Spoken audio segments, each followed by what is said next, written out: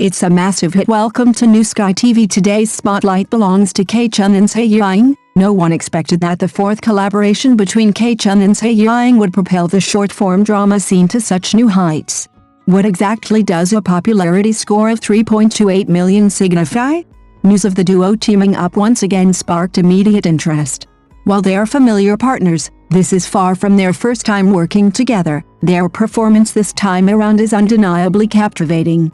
Since its release, the show's popularity has skyrocketed, hitting the 3.28 million mark and instantly becoming a hot topic in the short-form drama market. What makes this particularly noteworthy is the fourth collaboration aspect itself. A single collaboration might be a coincidence, and two might show good chemistry, but by the fourth time, audiences are looking for more than just the plot. They are anticipating the increasingly mature chemistry between the two stars. So, the question arises, why do Chun and Zhai Yiying consistently draw in audiences with every collaboration? Is this 3.28 million score merely a flash in the pan, or does it mark another instance of them truly solidifying their standing in the short-form drama market? Let's take a closer look at what makes this golden duo ignite such a massive online buzz once again. Why the fourth collaboration? What is it about Chun and Zhai Yiying that propelled love letters from the 25th time zone to a popularity score of 3.28 million right out of the gate? If 3.28 million is just a number, perhaps what truly matters is the choice audiences make, time and time again, behind that figure. Released in the summer of 2026, Love Letters from the 25th Time Zone, the fourth collaboration between Chun and Zhai Yiying, sparked immediate conversation. By blending the trope of childhood sweethearts from the same neighborhood with a heart-wrenching romance across time zones, the series adds layers of distance and a sense of destiny to a familiar love story. With Shen Yi in the UK and Jojingmi in Sydney, the two care deeply for one another yet are constantly pulled in different directions by time, distance, and family upheavals. Does this poignant regret of wanting to meet but being unable to strike a chord with the softest part of the average viewer's heart?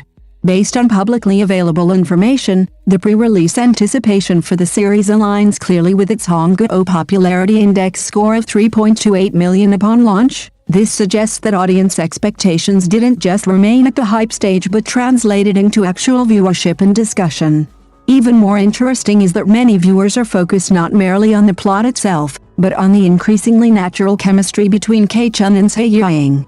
Perhaps the greatest advantage of their fourth collaboration isn't novelty, but rather a sense of familiarity that evokes emotion without needing forced explanations. Chun's character, Shen Yi, is relatively restrained and composed, while Zhai Yiying's Jojingmi carries the sensitivity and unease of someone who has lived abroad. The collision of these two distinct emotional states arguably fosters a deeper sense of audience immersion than a standard sweet romance plot. Furthermore, the behind-the-scenes banter, laughter, and playful bickering add a layer of authenticity to the on-screen angst-filled romance, making it feel less like they are acting as a couple and more like two long-time acquaintances finding their way back to one another. Is this, in fact, a shift currently taking place in the short-form drama market? While audiences once might have been hooked by high-conflict, fast-paced, and instantly gratifying storylines, more viewers today are prioritizing the chemistry between actors, character development, and emotional nuances.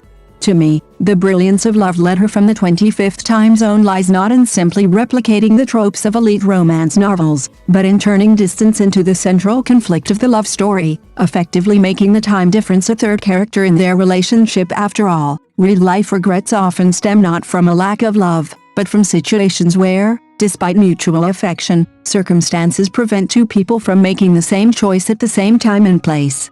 This explains why tropes involving childhood sweethearts, years of missed connections, and eventual reunions consistently resonate with audiences. Perhaps everyone harbors a "what if we hadn't missed each other back then" story in their heart. Of course, whether that 3.28 million popularity score translates into lasting word-of-mouth success depends on whether the subsequent plot avoids falling into cliches, specifically regarding misunderstandings, separations, and repetitive push-and-pull dynamics. If the show merely recycles similar plot devices, the audience's initial interest might quickly fade. But if the subsequent episodes can truly blend character growth, family conflict, and a cross-border romance, then perhaps this fourth collaboration won't just be a case of compounding popularity. Could it mark another significant milestone in the partnership between Chun and Zhai Yiying? Even more intriguing is the question of whether fixed pairings, given how short-form dramas increasingly prioritize actor duos and IP-style CP, on-screen couple, branding, might emerge as a new competitive strategy in the market. If a pair of actors can cultivate stable emotional expectations among the audience, wouldn't their next collaboration already have a built-in fan base waiting for the show to launch? Thus, the real question may not be how Love Letters from the 25th time zone managed to hit 3.28 million views, but rather, just how far can Chun and Zhai Yiying's partnership go?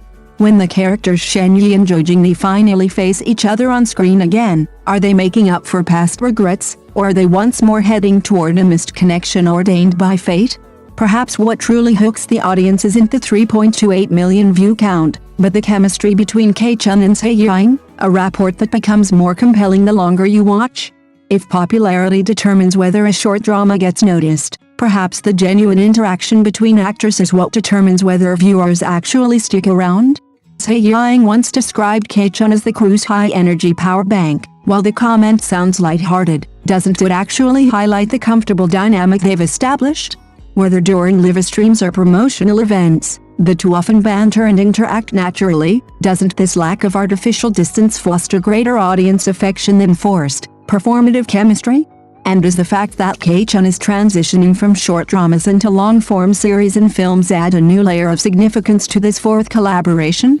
While audiences might have previously known him solely for his on-screen chemistry, are they now looking forward to seeing if he can successfully make the leap from short drama actor to a performer on a bigger stage?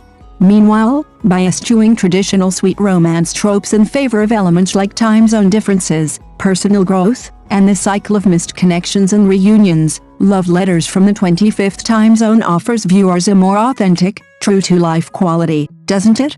Of course, the production is not without its controversies. Some viewers felt that frequent flashbacks made the timeline feel somewhat fragmented, noting that the pacing was sluggish in the early stages yet rushed during the later plot twists. Does this suggest that for short-form dramas to retain their audience, relying solely on the cast and premise is far from enough? And when Chun and Zhai Yiying collaborate again, will they be able to deliver fresh surprises? Perhaps the 3.28 million figure is merely the beginning. The real anticipation lies in what the next chapter holds for this duo. Thank you for watching the video. See you in the next video. Thank you.